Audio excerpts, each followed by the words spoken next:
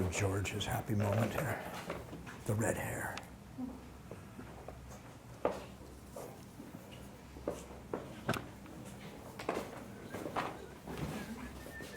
Here at the studio, they're teaching from one of the, from Paul, who was actually taught by one of the other presidents of the Guild of Boston Artists, who was taught by other founders and members of the Guild of Boston Artists who came from the museum school at the Museum of Fine Arts. So it's a need. Great art is aesthetics is a need, human need. You know, so it's much like the plants. When you see the plants and that they're doing all these tests and they play classical music, the plants grow twice as big. When they play no music, they're healthy. But when they play certain kinds of music, they actually start dying. You know? So is there something happening in modern art? Which category is that in? But there's this calling that when we reach toward, it's like reaching toward the sun. You know, when you start talking about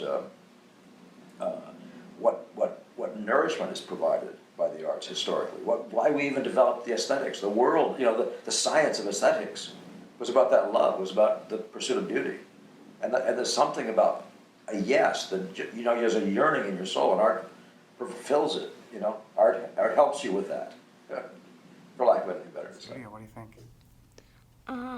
I think it is pretty cool. It is a once-in-a-lifetime experience, you know. The guy who started to help the Guild is a guy named Tarbell, and his followers were called the Tarbellites. Did you know that? Because none of them became painters to make money. They became painters because they were in love with something. And this thing we call beauty, you know, the magic of the visual impression, the magic of whatever the artists bring from the history of the Renaissance down. They're looking at this stuff and saying, amazing, amazing, I got to do this. You see what I mean? So where this... No. Now, there's a book right here. It's a book on Edmund Tarbell. And in this book, there's a picture that really inspired me. And it's called The Violinist. Do you see how Laurel looks like that? Yes. Our question was, do the Guild members actually still have the ability to do this? I mean, the founders of the Guild went out and said, we can preserve this tradition. We can teach other people to do this and make sure that there's always a place for it. And they are all dead. It's been over 100 years. And what we're seeing today is that skill still exists. Isn't that amazing?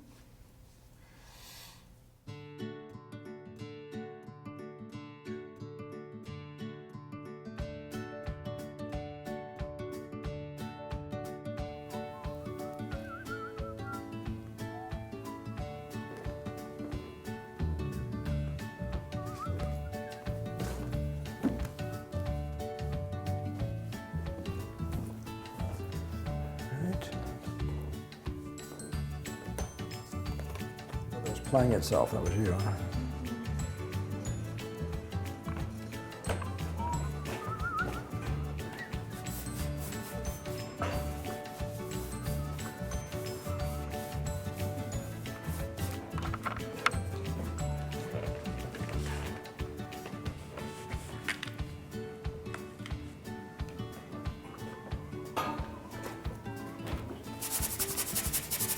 Good. As much time as you need.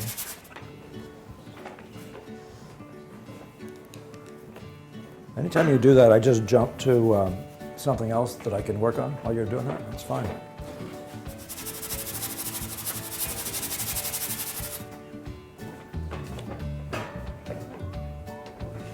And you're telling them when to feel like it's not right. Yeah, no, you're actually getting into the pose quicker. You were doing it yesterday after a bit too. You know what I mean? So I think maybe it's a matter of memory for the day or something. You see, back to feel for it. A little bit longer. Oh yeah, yeah. Before we get back to painting and watching the painting of Laurel. Laurel, thank you very much. I appreciate the time. Is there anything you'd like to tell us about the experience of sitting in the chair? Just that it is quite an honor. When you first approached me about sitting for a painting, I thought you were being facetious. And seeing it come together has really been kind of a profound experience, not only because the style in which it is coming together, being slightly more impressionistic, is one of my favorite styles, but I've never had the opportunity to be part of something like this before, so it's quite an honor. You will now. You remember the Mona Lisa, though, right? Did you know that if you go back through the people that Paul has learned from, you can go back, instructor to student, all the way back to Leonardo da Vinci. The same type of techniques, the same training, the same stuff has been preserved from instructor to student, all the way down since before Leonardo da Vinci. And that's what we're seeing right here in Paul's studio. That's what he teaches. So the first piece, the trial to find out about sizing and stuff, spent all day getting the framing right. Getting the lighting. Yeah. And then it was what, an hour and 15, an hour and 20 minutes. Thereabouts, yeah. And it goes from a blank canvas to something that just knocked you over. How did you feel about it? Well, my first reaction would be, I paint occasionally.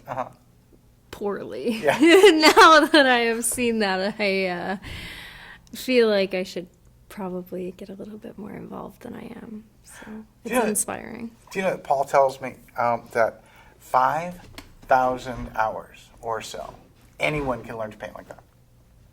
It's all technique. It's all training. It's education. It's not that you're born with a genius.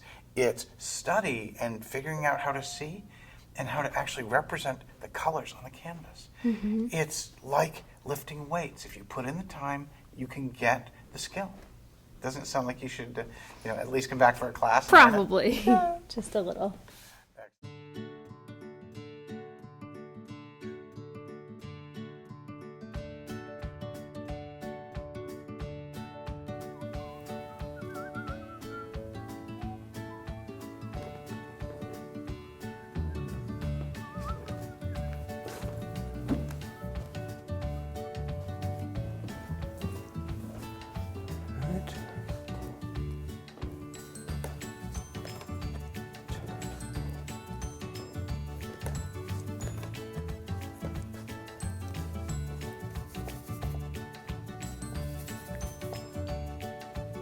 Good time in the first day, George, is just that if I can get done with getting the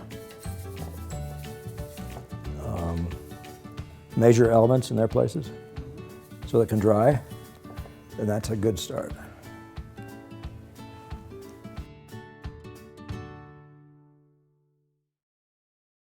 Socialist stuff.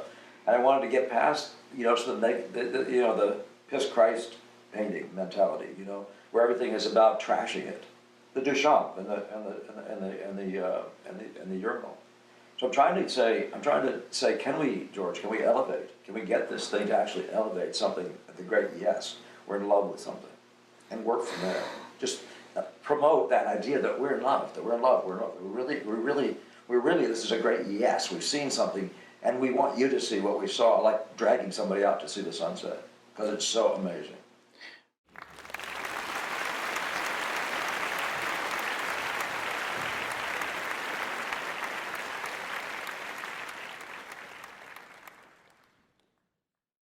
But the marketing question is the big one, right?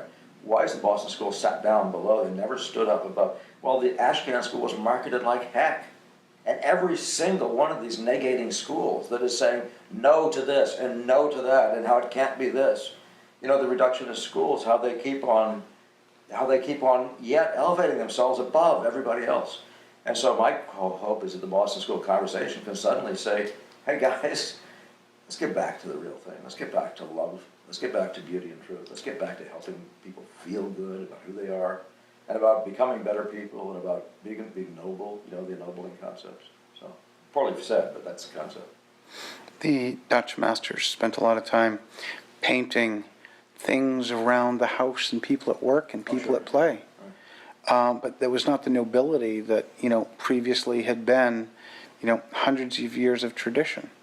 The Boston School, didn't seem to be about that nobility either. No, and there's a question though here. So I can paint a portrait of somebody. When you get to Akins, who's very acceptable to the modern world, he's looking at people and making them look like they're depressed. He's making them look sad and miserable and not seeing them in their most elevated moment and not seeing the goodness in them.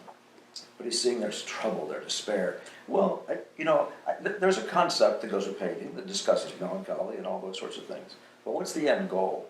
The end goal is to elevate. So even those guys, when they're sitting there painting his daughters in those rooms, he's actually talking about family. He's talking about the beauty of home. He's talking about women, interiors, and the magic of that.